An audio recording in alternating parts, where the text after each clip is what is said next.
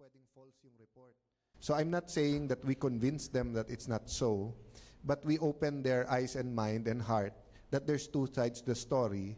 And hindi rin accurate yung report na they're demanding na si Dr. Calamard ang pumunta sa Pilipinas. Ang usual kapag ka may issue sa isang bansa, humihingi sila ng independent investigation and special rapporteur. Ang special rapporteur po, hindi po yan prosecutor na pupunta na husgahan. They will go and work with the government to find the problem and recommend. So ang sinabi po natin, welcome, basta't independent at saka fair. Kasi ang problema kay Dr. Calamard ay meron silang ideology sa human rights. Yung ideology nila ay based dun sa paniniwala na ang drugs kailangan i-decriminalize, lalo yung possession for personal use.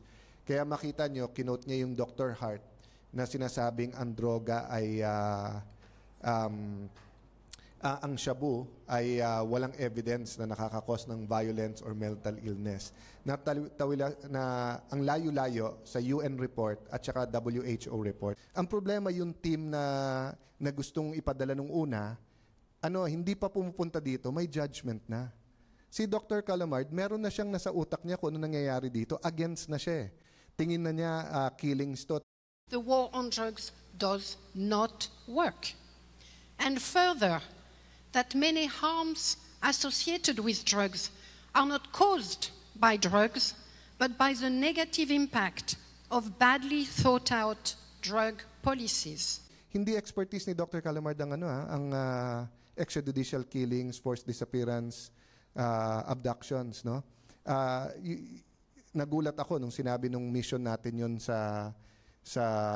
that's not what she was teaching in Colombia, and that's not what her focus was on. It was on government accountability, communications, etc. No? And lalong hindi siya expert sa droga. So how can you have someone who will come here and evaluate na meron na siyang conclusion, tapos meron na siyang findings na ang droga hindi nakakasama? Samantalang ang WHO at saka yung UN meron ng